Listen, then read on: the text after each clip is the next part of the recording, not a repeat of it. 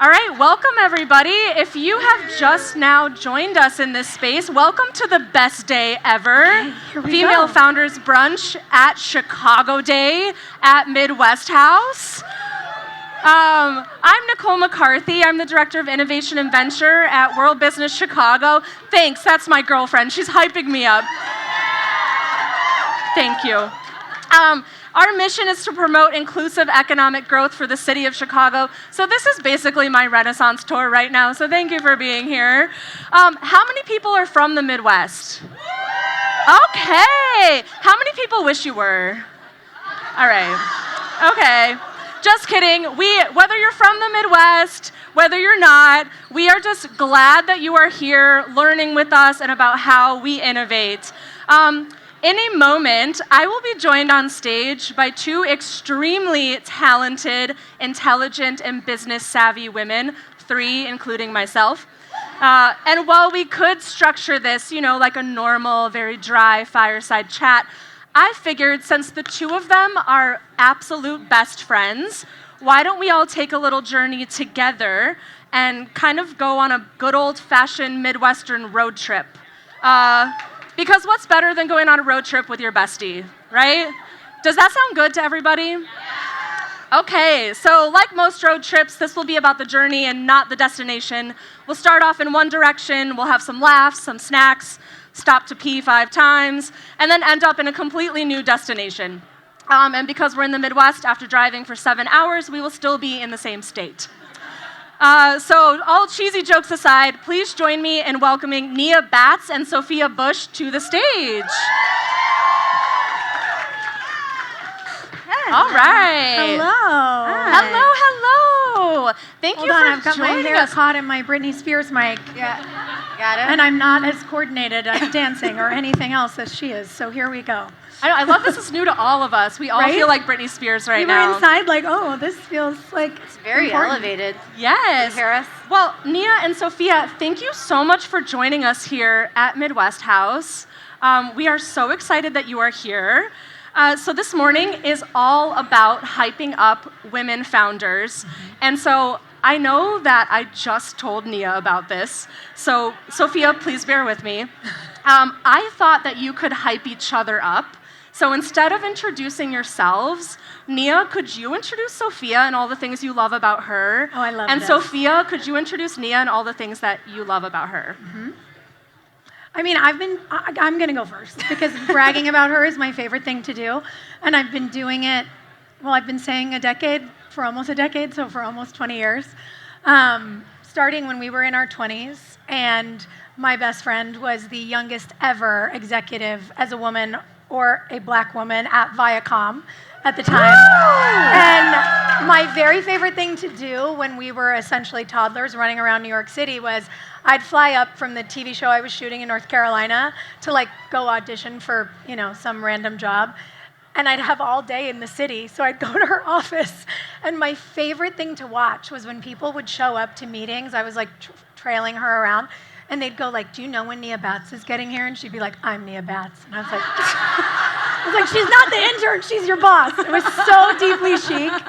But she's just the smartest, most creative person I know. She's been investing in making the world a better place for 2 decades. She is a financial wizard. It took her dad, 30 years to convince her to come home and work at the firm.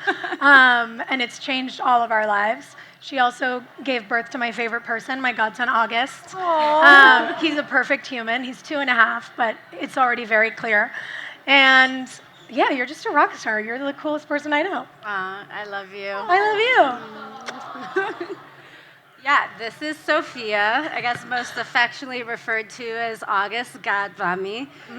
He loves her and thinks that she knows Mickey Mouse because she just brought him this Mickey Mouse jacket that has his name on the back, and so he told everybody at school that his godmother knows Mickey Mouse, so that also should be one of her claims to fame. Thank you. But when I met Sophia, which was, at a conference, interestingly enough, and she was taking notes, I always joke like a court stenographer raising her hand to speak.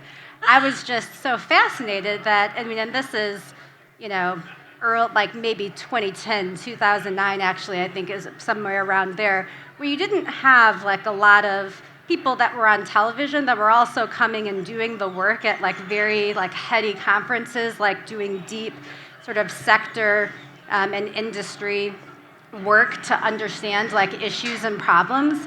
And so I think I was certainly like attracted to her brain first and foremost, but also her passion and tenacity and how she's used every platform that she's had to not only do the work of acting or producing or, you know, what have you in front of the screen and for content, but using that as an opportunity to really talk about how she wants to be a part of a better world, how we all can, and really speaking truth to power, which can be a hard thing to do when, you know, you're, you know, plucked from obscurity in your journalism program in California after being the Rose Bowl queen. Okay, also right. a fun fact. Oh, God. But, you know, that doesn't come up on the Wikipedia. I think it's Yeah, 'cause really I tried to important bury it. for people to know. But, you know, the most loving, kind, and authentic person that shows up and does the work a lot of times when you don't see it on television and you don't see it on Instagram. And I'm just eternally grateful for her. And I love doing That's life my with best you. friend. Aw. Thank you both for doing that. I feel like that was better than any intro that I could have given. So some in our audience might think they know a lot about you both, but many may not know that you are co-founders, you are investors, you are economic strategic advisors, and social justice advocates. So to start us off on our trip, can you tell us more about your journey into entrepreneurship and investing? Yeah, I mean, I think to your point, when we met, it was very clear that we were both dreamers who were really passionate about making the world a better place. I come at that passion a lot from storytelling, from wanting to advocate for people and get their stories out there. And Nia, thank God, comes from the executive side, and so is also a storyteller, comes from media, but knows how to make the numbers work. And so usually what happens is we hear about something that we want to invest in. We hear about a founder who's doing really disruptive or transformative work, and I get really excited about, you know, what magazine we're going to pitch their story to. And she's like, "Let me run the numbers," and then runs the numbers. And when it's a good idea, we do that. And so that's really helpful for me. She helps me not like get too far over my skis. And I think for us, being small business owners for a period of time in Detroit, I didn't mention this, but should have. Nia is from Detroit, and I have luckily claimed Detroit as my home away from home city for almost 20 years. Yes. We love it. We're very, very big on Michigan and the Midwest in general. I saw some friends from Tulsa here as well. We love you. And for us, being a part of that kind of ecosystem, of that economic revitalization of a city, making sure women, and in particular women of color, were centered in the storytelling and in the work we were doing, it also really led us to look at why are so many women and why are so many communities that have traditionally been withheld from not able to get over those hurdles. And everything brings us back to finance. Everything brings us back to the lending gap. Everything kept taking us, you know, to that incredible adage from Desmond Tutu when he said, "There's only so long where you pull people out of the river until you go upstream and figure out who's pushing them in." And it was impossible for us not to try to get to the root of the issue that we saw in finance, equity, lending, philanthropy, business, all of it. We were just like, oh, okay, we're gonna have to listen to your dad and actually get involved in money. Yeah, okay. It's a very grown-up moment, and here we go. Would you add anything to that, Nia? I mean, I know that you mentioned being, you know, co-owners of a startup in Detroit, and I know that you've also talked about what the journey of being an entrepreneur looks like and the ups and downs of that and being underestimated, and how I know that Sophia, in an interview with Success Magazine, said that being underestimated can be incredible fuel. So how have you used that as fuel, you know, going forward? And how do you handle the bullshit? There can be a lot of bullshit being a female founder. And all the women in the audience are nodding. Yeah. I think we handle it because we have to.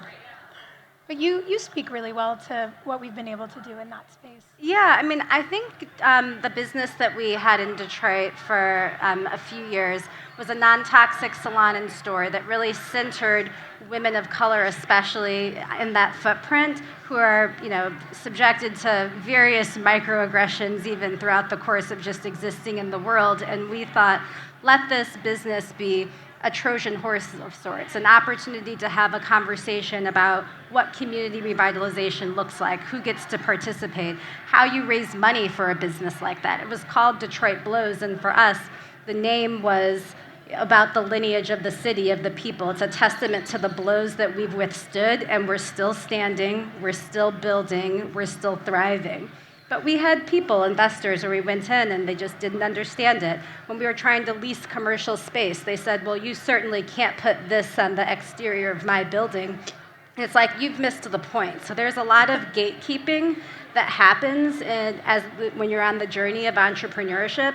And part of what we realized is that there weren't enough women, there certainly weren't enough women of color on the other side of the table that had the ability and the capacity to write checks. And we also had the founder's journey. I mean, we see founders out here, and we have founders in our portfolio that managed effortlessly through COVID environments. Claire Coder there of Aunt Flo, we're very, very proud of, also from the Midwest, from Ohio.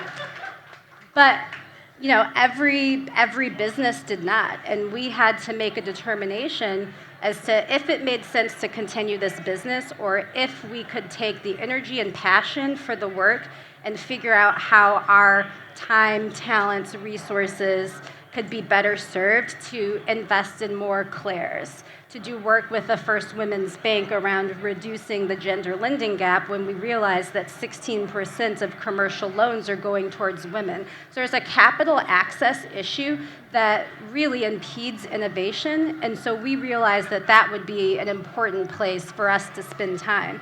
But when Sophia talks about storytelling, but so much of the stories that she becomes interested in are really rooted in data. Like, she's a data junkie. It's always like, did you see this stat? Did you read this article? Like, did you see this white paper? Guilty. Yeah. And I think that is a lot of what fueled us, as well.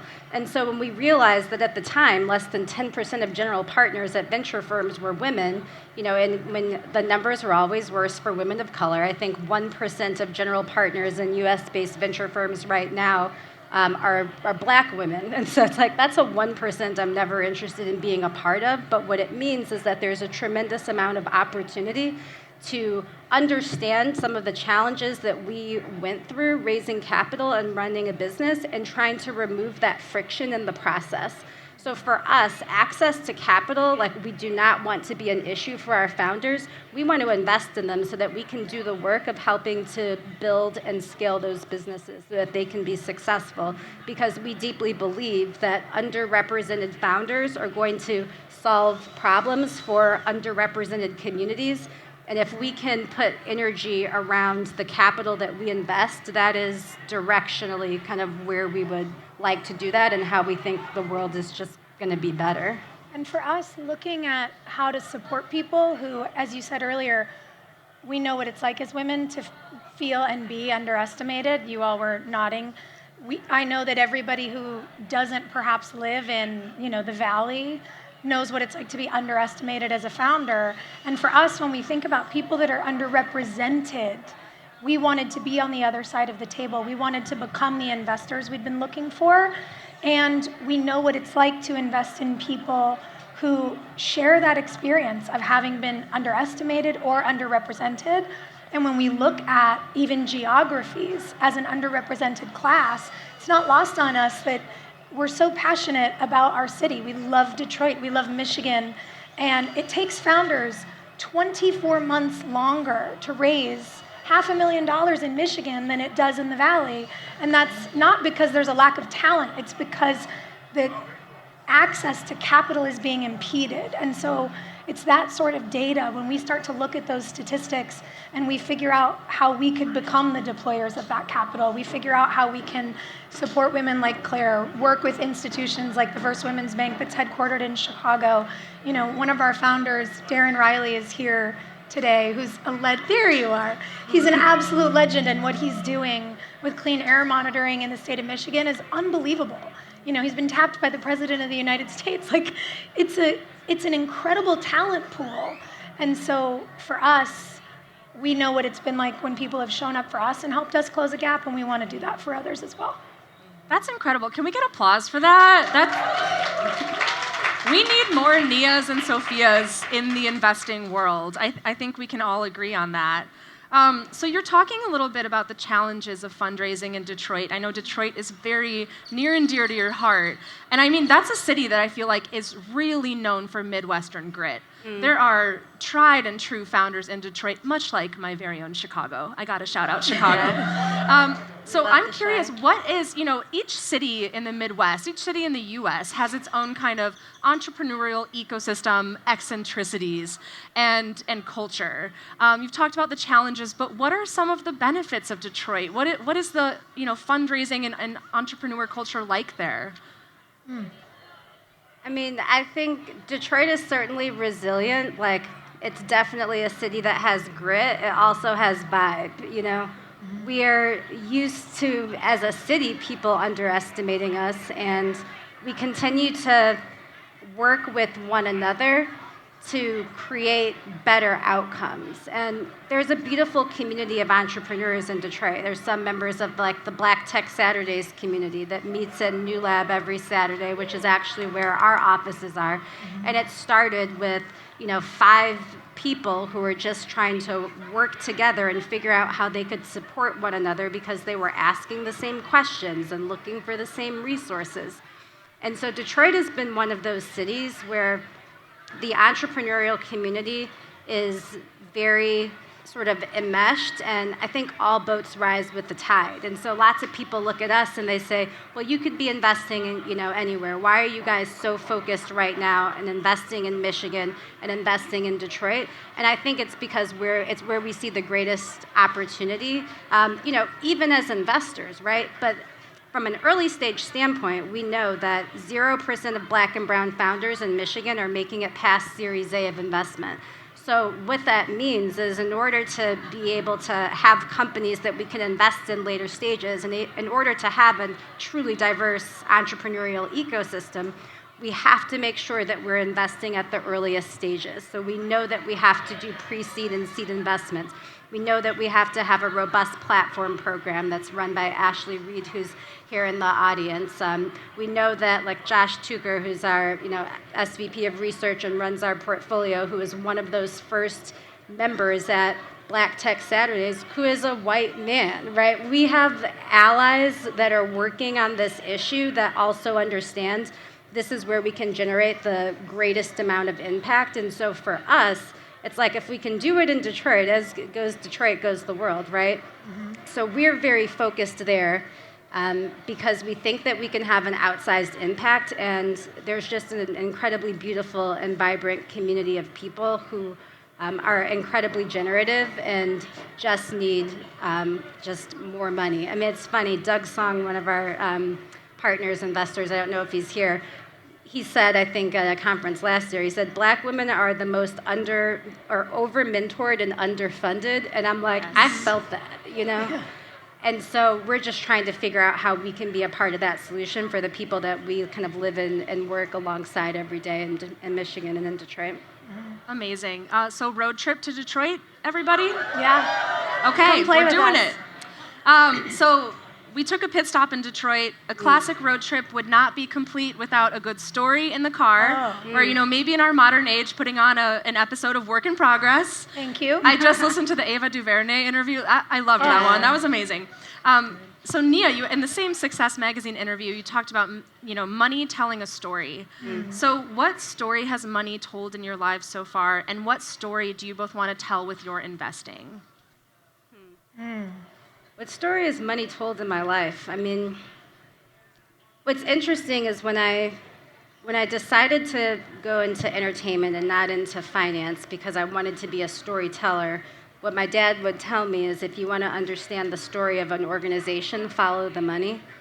And so I have always used that as a way to understand the dynamics of how power moves and how decisions get made. And I think that that has sort of been my observational experience with money.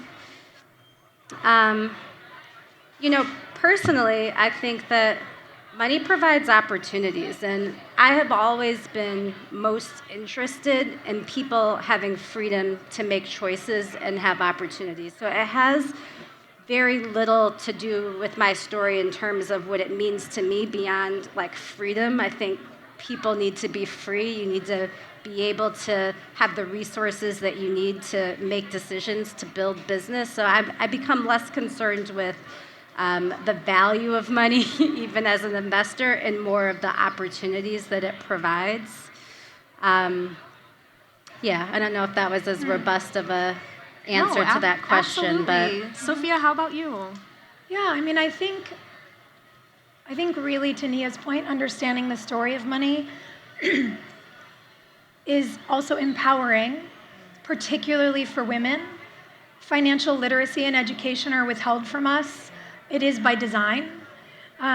You see women gaining more financial and economic dependence than ever in history, and you also see the most advanced attack on our rights and freedoms in the political sector in modern day history, and that is absolutely intentional.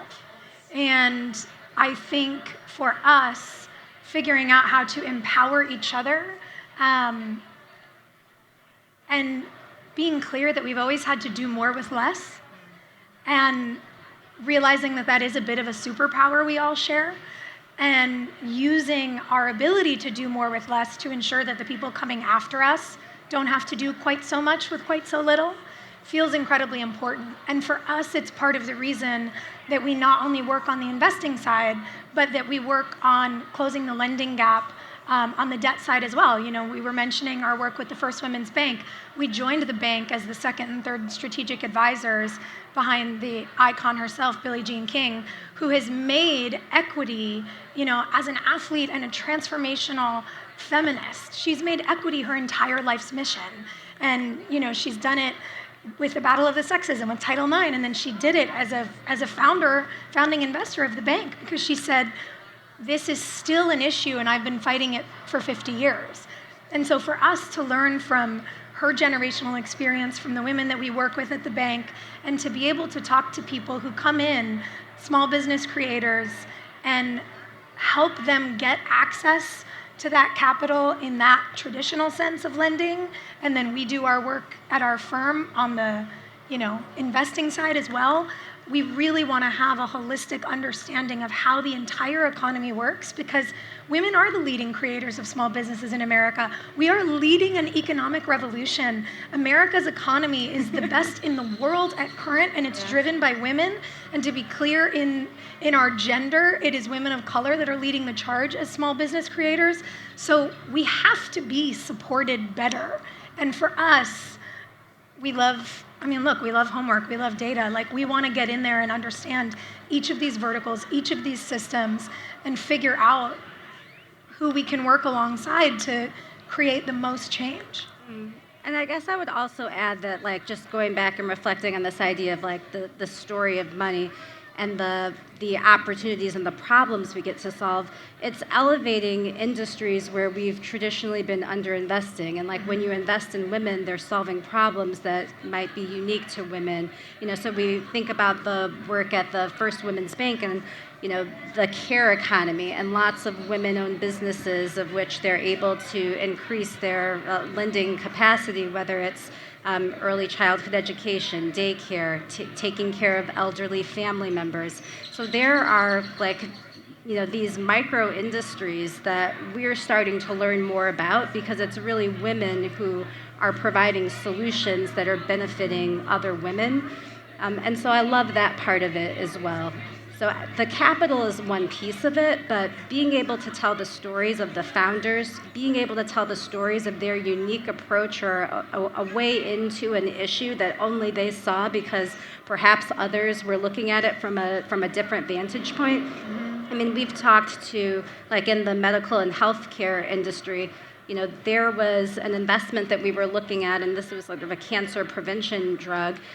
They ended up having investment from another company, but that investor was interested in doing clinical trials for a cancer that affected men, as opposed to this opportunity to fund, like ovarian cancer trials. And so the money is important because it's power, and that power, especially for early stage businesses and life sciences and biotech, and can really shift what we focus on. Mm-hmm.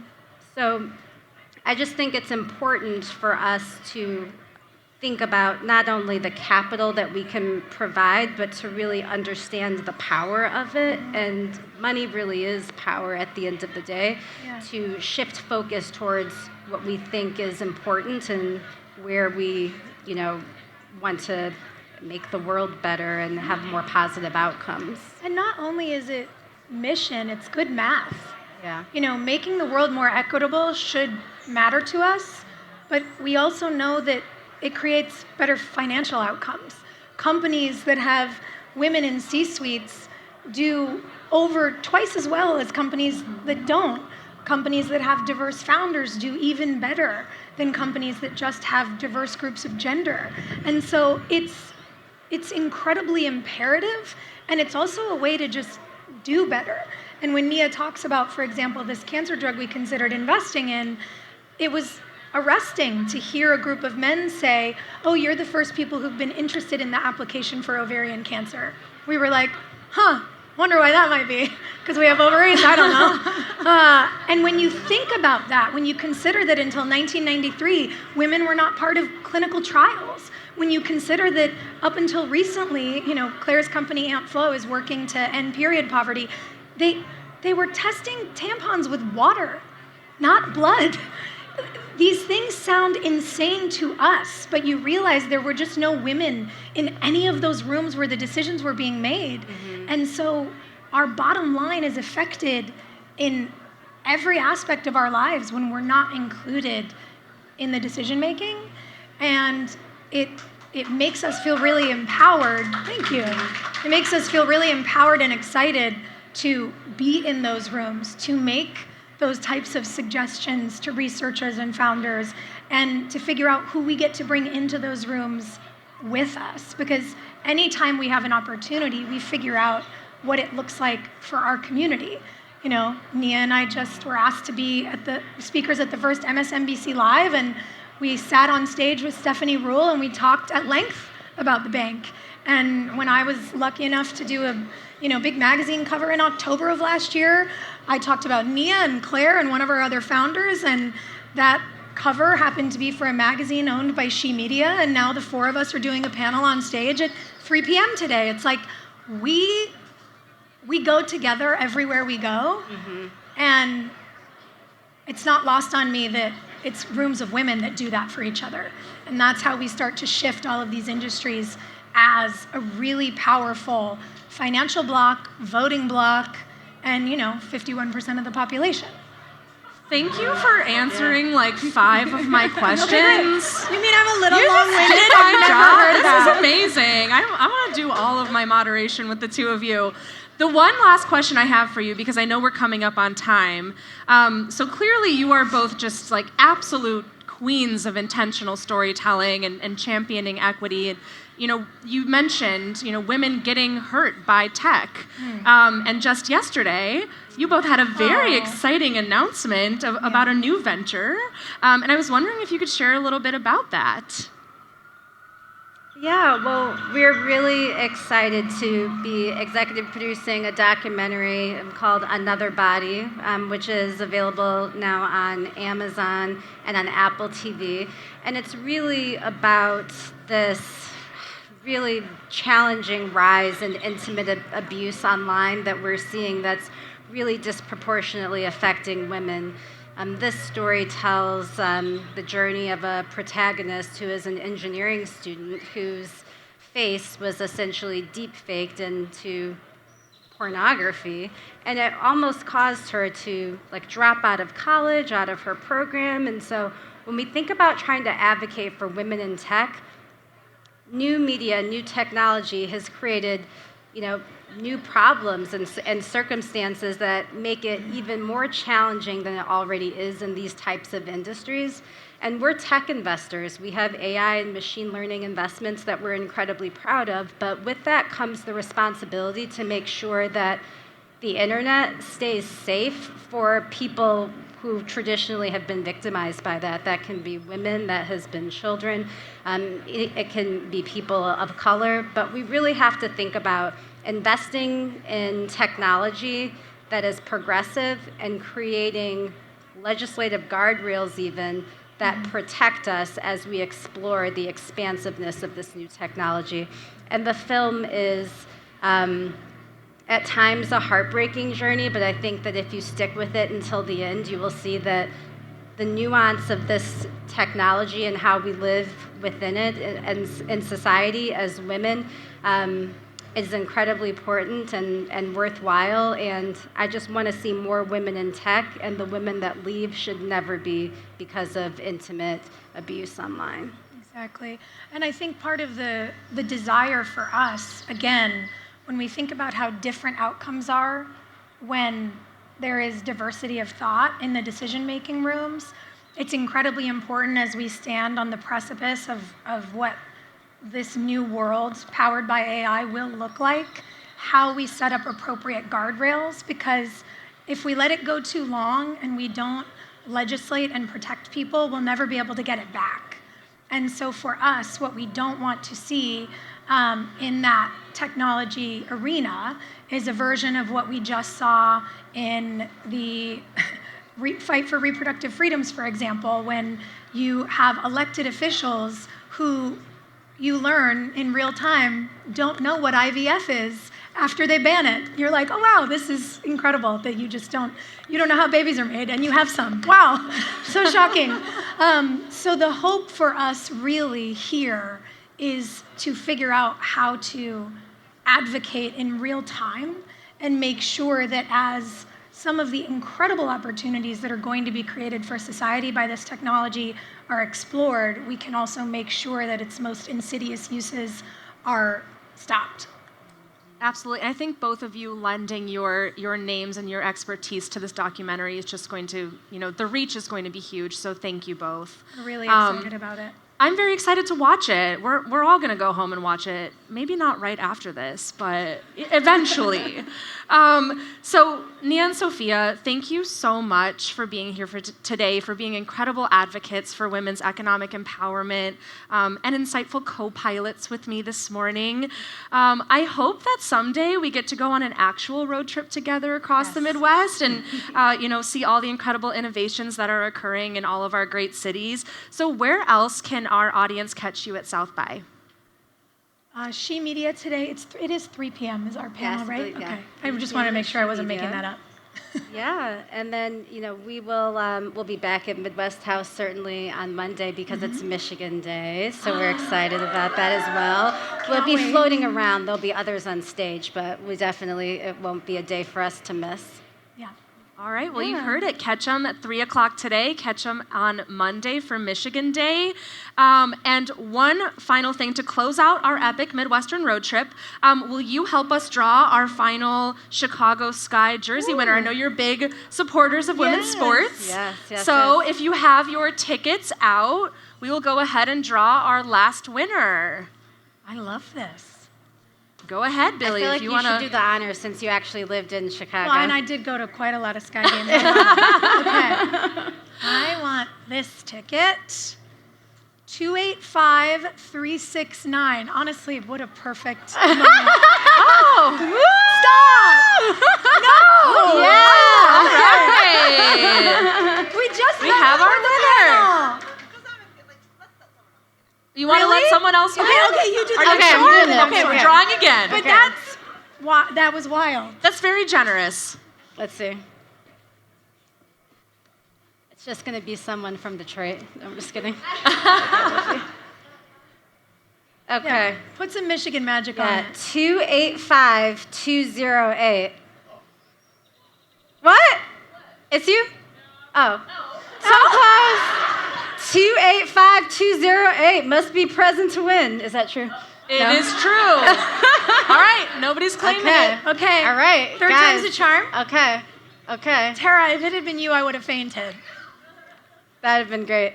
285-209. 285-209. Is it? Hey! We have a winner. Honestly, I could have done this all day. This is fun. Amazing. Well, that concludes our female founder programming for this morning at Midwest House. Thank you again to Melissa Wyden, Nia Batts, Sophia Bush, Plain Sight, World Business Chicago, First Women's Bank, Get Cities. Oh, women support each other. 3+ VC and What She Said for supporting this morning's activities. And please, for the rest of the conference, let's make it our goal to provide an introduction or facilitate a valuable connection for at least one woman so we can keep supporting and uplifting each other. Thank you all very much. Thank you so That was much. so fun. Thank you.